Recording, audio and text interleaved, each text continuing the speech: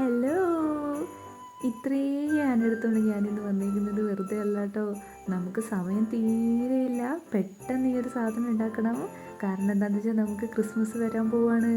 ഈ ഒരു red and white combo വരുമ്പോൾ തന്നെ നമുക്ക് ക്രിസ്മസിനെ അല്ലേ ഓർമ്മ വരുന്നത്. അപ്പോൾ ഒട്ടും കുറയ്ക്കണ്ട, നമുക്കിന്ന് കുക്കിയുടെ അടുത്ത് തന്നെ സ്റ്റാർട്ട് ചെയ്യാം. മുന്നത്തെ വീഡിയോയിലൊക്കെ പറഞ്ഞിട്ടുള്ളത് പോലെ 2.25 mm നീഡിലാണ് കേട്ടോ എനിക്കിത് ചെയ്യാനുള്ളത്. പക്ഷേ ശരിക്കും ഒരു 2.5 mm ആയിരുന്നെങ്കിൽ ഇത് കറക്റ്റായിരുന്നേനെ. കാരണം ഞാൻ ചെയ്യുന്ന സ്റ്റിച്ചസൊക്കെ ഭയങ്കര അടുത്തടുത്താണ് വരുന്നത്. നീഡിലിൻ്റെ സൈസ് കുറയും തോറും അത് സ്റ്റിച്ചസ് ഭയങ്കര അടുത്താവും. പക്ഷേ എന്നാലും കുഴപ്പമില്ല, ഞാനത് വെച്ച് അഡ്ജസ്റ്റ് ആക്കിട്ടോ. കാരണം നൂല് ലൂസ് ചെയ്ത് കൊടുക്കുന്നതിൽ ഞാനത് അഡ്ജസ്റ്റ്മെൻറ്റ് ചെയ്തിട്ടുണ്ട് കേട്ടോ. ഈ ഒരു നീഡിൽ മാറ്റിയാൽ കൊള്ളാമെന്നൊരാഗ്രഹമുണ്ട്.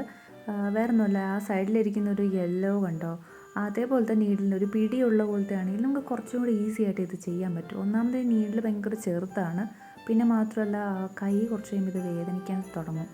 ഞാനിനി ഈ എന്തിനാണ് ഇങ്ങനെ ആ റോളിൽ നിന്ന് അഴിച്ചിട്ടേന്ന് വെച്ചിട്ടുണ്ടെങ്കിൽ എനിക്കത് കുറച്ചും കൂടി ഈസി ആയിരിക്കും കേട്ടോ. കാരണം വേറെ ഒന്നുമല്ല, കറക്റ്റ് ആ റോളിൽ നിന്ന് തന്നെ എടുക്കുമ്പം ഒരു ടൈറ്റ് ഫീൽ എനിക്ക് തോന്നാറുണ്ട്.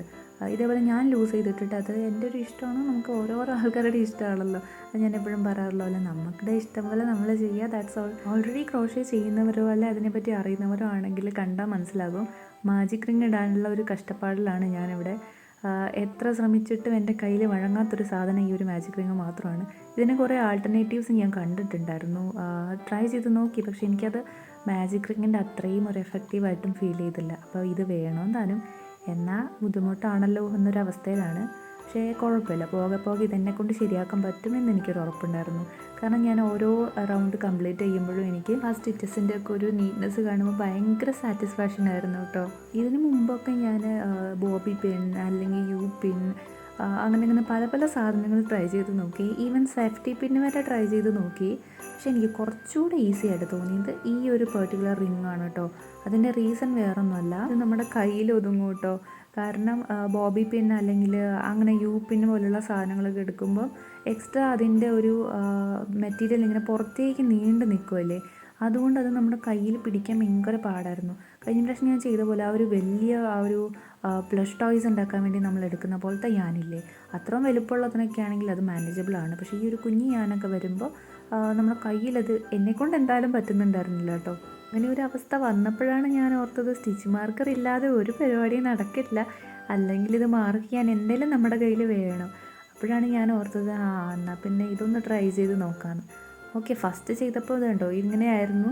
അത് പിന്നെ ലൂസായിട്ട് ഊരിപ്പോയി. പിന്നെ ഞാൻ അടിയത്തെ സ്റ്റിച്ചോടെ ഇതേപോലെ ചെയ്തപ്പം സംഭവം വർക്കായി കേട്ടോ. ഓക്കെ, നിങ്ങൾ ക്രോഷ്യ ചെയ്യുന്ന ആൾക്കാരാണെങ്കിൽ നിങ്ങൾക്ക് ഇത് എന്തായാലും ഹെൽപ്ഫുൾ ആകും. അതുകൊണ്ടാണ് കേട്ടോ ഞാൻ ഈ ഒരു ഇൻഫർമേഷൻ കൂടെ ഷെയർ ചെയ്യാമെന്ന് വിചാരിച്ചത്. പിന്നെ ഞാൻ ഈ ഒരു വർക്ക് കംപ്ലീറ്റ് ആകാൻ വേണ്ടി ഭയങ്കര എക്സൈറ്റഡ് ആയിരുന്നു കേട്ടോ.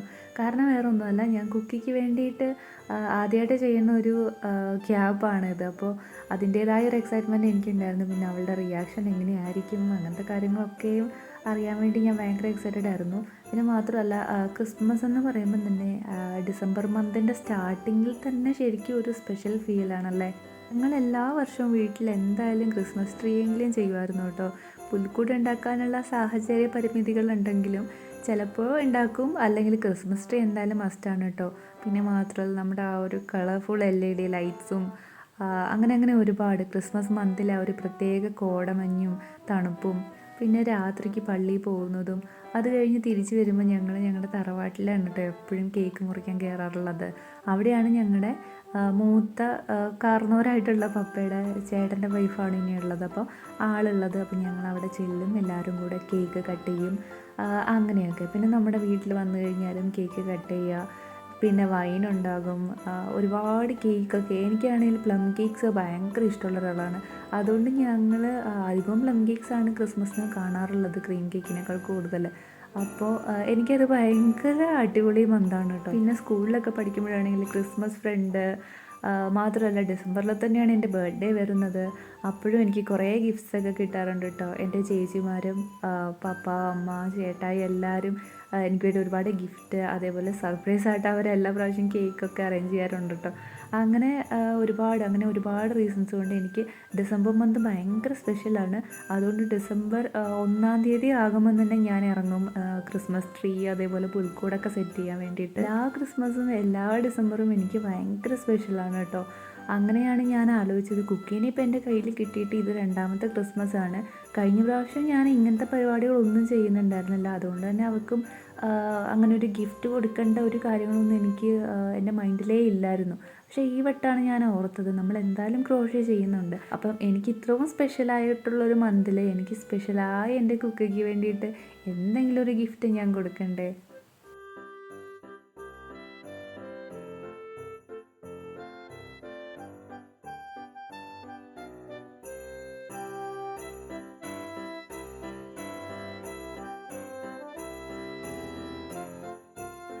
അത് മാത്രമല്ല ഇതെന്തായാലും ഞാൻ ഇട്ട് കൊടുക്കുമ്പം വേറെ ഡ്രസ്സോ അല്ലെങ്കിൽ ക്യാപ്സോ ഒന്നും വെച്ചിട്ട് അധികം ശീലമില്ലാത്ത കുക്കി എന്തായാലും ഇത് തട്ടിക്കളയും എന്ന് എനിക്ക് ഉറപ്പായിരുന്നു. പക്ഷേ എന്നാലും ക്രിസ്മസിൻ്റെ അന്നത്തെ ദിവസമെങ്കിലും എനിക്കും അതേപോലെ കളർ കോംബോയിൽ ഡ്രസ്സ് ചെയ്തിട്ട് ഞങ്ങൾക്ക് രണ്ടുപേർക്കും കുറച്ച് ഫോട്ടോസെങ്കിലും എടുത്ത് വെക്കണം എന്ന് എനിക്ക് ഭയങ്കര ആഗ്രഹം ഉണ്ടായിരുന്നു കേട്ടോ. പിന്നെ മാത്രമല്ല ക്രിസ്മസ് ആകുമ്പോഴേക്ക് നിന്ന് കഴിഞ്ഞാൽ ചിലപ്പോൾ ഇത് ചെയ്യാൻ നമുക്ക് ടൈം കിട്ടിയെന്ന് വരില്ല. കാരണം ഞാൻ പറഞ്ഞതുപോലെ എന്തായാലും വീട്ടിൽ ഒരുപാട് പ്രോഗ്രാംസ് ഉണ്ടാകും. അപ്പോൾ അതിൻ്റെ ഇടയിൽ എല്ലാം കൂടി ഇത് ചിലപ്പോൾ നടന്നെന്ന് വരില്ല. അപ്പോൾ ഞാൻ കരുതി അതിന് മുന്നേ നമുക്കിത് ചെയ്തു വെക്കാം. ഞാനിത് ചെയ്ത് കഴിഞ്ഞിട്ട് പപ്പേനെയും അമ്മേനെയൊക്കെ കാണിച്ചപ്പോൾ എന്നോട് ചോദിച്ചത് നിനക്ക് വേറെ ഒരു പണിയും ഇല്ലേ എന്നായിരുന്നു. ആ ഒരു റിയാക്ഷൻ ഞാൻ പ്രതീക്ഷിച്ചതാണ്. കാരണം ഞാൻ ഇതേപോലെ ഓരോ അൽക്കുലത്തെ പണികൾ ചെയ്തുകൊണ്ടിരിക്കുന്നത് അവർക്ക് അത്ര വലിയ ഇഷ്ടമുള്ള കാര്യമല്ല. പിന്നെ ഞാൻ പറഞ്ഞിട്ടുള്ളതുപോലെ ഞാൻ എൻ്റെ ഫ്രീ ടൈമിലും അതേപോലെ എനിക്ക് ബോറടിക്കുമ്പോഴൊക്കെയാണ് ഇതേപോലെ എനിക്ക് ഇഷ്ടമുള്ള എന്തെങ്കിലുമൊക്കെ കാര്യങ്ങൾ ചെയ്യാറ് കേട്ടോ. അങ്ങനെ ഞാൻ ചെയ്യുന്ന മിക്ക ആർട്ട് ആൻഡ് ക്രാഫ്റ്റ് വർക്കിനും അവരെന്നെ സപ്പോർട്ട് ചെയ്യുമെങ്കിലും ഞാൻ കുക്കിക്ക് വേണ്ടി എന്തെങ്കിലും ചെയ്തു കഴിഞ്ഞാൽ അവർ ഇതേപോലെ തന്നെ റിയാക്ട് ചെയ്യുള്ളൂ. ഞാൻ ഒരിക്കലും കുക്കിക്ക് വേണ്ടി ഇങ്ങനെ എന്തെങ്കിലും ചെയ്യുന്നത് ഒരു സമയനഷ്ടമായിട്ട് എനിക്ക് ഫീൽ ചെയ്തിട്ടേ ഇല്ല.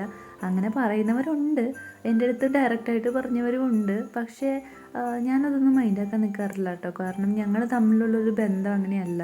ഇപ്പോൾ കുക്കി അത് ജസ്റ്റ് ഒരു പൂച്ചയല്ലേ, നീ എന്തിനാണ് അതിനു വേണ്ടി ഇങ്ങനെ ചെയ്യുന്നത്, അങ്ങനെയൊക്കെ ഒരുപാട് ഞാൻ കേട്ടിട്ടുണ്ട്. പക്ഷേ ജസ്റ്റ് ഒരു പൂച്ച എന്നതിനേക്കാളും ഞങ്ങൾ തമ്മിലൊരു ബോണ്ട് അങ്ങനെയല്ല കേട്ടോ. എനിക്ക് അറിയില്ല അതെങ്ങനെയാണ് ഞാൻ പറഞ്ഞ് മനസ്സിലാക്കുക എന്നുള്ളത്. ജസ്റ്റ് ഒരു ക്യാറ്റായിട്ട് ഞാൻ ഒരിക്കലും കുക്കീനെ കണ്ടിട്ടില്ല. അതിനേക്കാളൊക്കെ ഒരുപാട് മേലെയുണ്ടോ ഞങ്ങൾ തമ്മിലുള്ള ആ ഒരു ബോണ്ടെന്ന് പറയുന്നത്. ഒരു മാക്സിമം 2 ഹവേഴ്സൊക്കെ അതിൻ്റെ ഉള്ളിൽ ഞങ്ങൾക്ക് രണ്ടുപേർക്കും അങ്ങോട്ടും ഇങ്ങോട്ടും കാണാണ്ടിരിക്കാൻ പറ്റില്ല. ഞാനിപ്പോൾ വർക്ക് ചെയ്യുകയാണെങ്കിൽ അറ്റ്ലീസ്റ്റ് ഞാനൊരു 5 മിനിറ്റ്സ് എങ്കിലും ഞാൻ ബ്രേക്ക് എടുത്തിട്ട് കുക്കീനെ അങ്ങോട്ട് പോയി നോക്കും. അല്ലെങ്കിൽ ഇങ്ങോട്ട് വന്ന് ഞാൻ വർക്ക് ചെയ്യുന്നിടത്ത് വന്ന് ഒന്ന് നോക്കി ഒന്ന് കരഞ്ഞ് എന്നിട്ടൊക്കെ ഒന്ന് അങ്ങ് ആൾ പോകും. അങ്ങനെ ഞാൻ ചെന്നില്ലെങ്കിൽ കുക്കി ഇങ്ങോട്ടും, കുക്കി വന്നില്ലെങ്കിൽ ഞാൻ അങ്ങോട്ടും പോയി കണ്ട് എന്താ പറയുക ഒന്ന് ഉറപ്പ് വരുത്തും ആളവിടെ ഉണ്ട് എന്നുള്ള കാര്യം കേട്ടോ. ഞങ്ങൾക്ക് അത്ര പോലും ഒന്ന് പിരിഞ്ഞിരിക്കാൻ പറ്റില്ല രണ്ടു പേർക്കും. അത് ഞാൻ എന്തെങ്കിലും ഒരു ആവശ്യത്തിന് വേണ്ടി വീട്ടിൽ നിന്നൊന്ന് മാറി നിൽക്കേണ്ടി വന്നു കഴിഞ്ഞാൽ അറ്റ്ലീസ്റ്റ് ഒരു 1 വീക്ക് ആണെങ്കിലും ഞാൻ തിരിച്ചു വരുമ്പോൾ ഞാൻ പോയതിനേക്കാൾ പകുതി ആയിട്ടുണ്ടാവും കേട്ടോ. കാരണം അവൾക്ക് തീരെ ഫുഡ് കഴിക്കില്ല, ഞാൻ ഇല്ലാതെ അവൾക്ക് പറ്റില്ല. അതേപോലെ തന്നെയാണ് ഞാനും പോകുന്ന സ്ഥലം എവിടെ ആയിക്കോട്ടെ, ഈവൻ എൻ്റെ കമ്പനി മീറ്റപ്സ് ആണെങ്കിൽ പോലും എൻ്റെ മനസ്സിലുണ്ടാവുക അയ്യോ കുക്കി ഫുഡ് കഴിച്ചോ, എന്തായിരിക്കും ചെയ്യുക, ദൈവമേ ഞാൻ നോക്കുന്ന പോലെ അവളെ ആരും നോക്കില്ല, എന്തായിരിക്കും, അങ്ങനെയൊക്കെയുള്ള ആദികളായിരിക്കും കേട്ടോ എനിക്കും ഉണ്ടാവുക. എൻ്റെ കൂടെ തന്നെ കുക്കീനെ കൊണ്ടുപോകാൻ പറ്റുമായിരുന്നെങ്കിൽ ഞാൻ അങ്ങനെ ചെയ്തേനെ. പക്ഷേ ഒരു വഴിയില്ലാതായിപ്പോയി. കാരണം എല്ലാവരും ഇപ്പം നമ്മൾ വിചാരിക്കുന്നതും ചിന്തിക്കുന്നതും പോലെ ചെയ്യണമെന്നില്ലല്ലോ. ഇതൊക്കെ കാണുമ്പോൾ ഓരോ ആൾക്കാർക്ക് കോപ്രായങ്ങളായിട്ടൊക്കെയാണ് കേട്ടോ ഫീൽ ചെയ്യുന്നത്.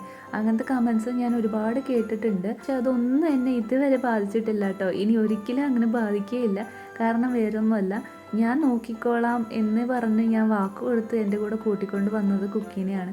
അപ്പോൾ ആ ഒരു വിശ്വാസം കുക്കിക്ക് എൻ്റെ അടുത്തുള്ളത്രത്തോളം കാലം ഞാൻ അവളെ നല്ല പൊന്നു പോലെ തന്നെ നോക്കും. ഞാൻ ശരിക്കും ആഗ്രഹിക്കുന്നത് എന്നെപ്പോലെ എന്നെ സപ്പോർട്ട് ചെയ്ത് എൻ്റെ കൂടെ നിൽക്കുന്ന നിങ്ങളുടെ വീട്ടിലുള്ള പെറ്റ്സിനും, അത് ഈവൻ ഡോഗ് ആയിക്കോട്ടെ, ക്യാറ്റ് ആയിക്കോട്ടെ, എന്തും ആയിക്കോട്ടെ, അവർക്കും ഇതേപോലെ എന്തെങ്കിലുമൊക്കെ ഗിഫ്റ്റ് കിട്ടണമെന്ന് ആണ് കേട്ടോ. പറഞ്ഞ് ഞാൻ കുറച്ച് ഇമോഷണലായി പോയോ എന്നൊരു സംശയം.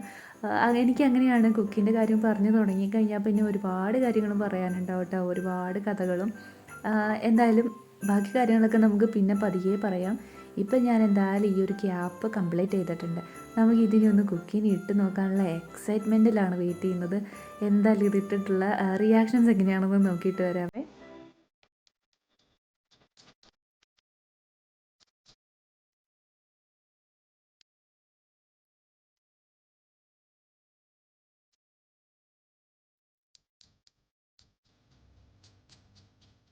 ഞാൻ പ്രതീക്ഷിച്ചതുപോലെ ഒരു നെഗറ്റീവ് റിയാക്ഷൻ ആയിരുന്നില്ല കേട്ടോ കുക്കിക്ക് ഉണ്ടായിരുന്നത്. അവളെന്നെ മൊത്തത്തിൽ ഞെട്ടിച്ച് കളഞ്ഞു. മേ ബി ഞാൻ ഇത്ര എഫേർട്ട് ഇട്ട് അവൾക്ക് വേണ്ടി ചെയ്തതുകൊണ്ടായിരിക്കാം. എന്തായാലും ആൾ ഫോട്ടോസും വീഡിയോസൊക്കെ എടുക്കാൻ ഒരുപാട് സഹകരിച്ച് തന്നിട്ടുണ്ട്. അപ്പോൾ നമ്മുടെ മോഡലിനെ ഇഷ്ടമായോ? എങ്കിൽ എല്ലാവരും ലൈക്ക് ചെയ്തിട്ട് പോണേ. അപ്പോൾ ഇന്ന് ഇത്രേ ഉള്ളൂ. Bye bye.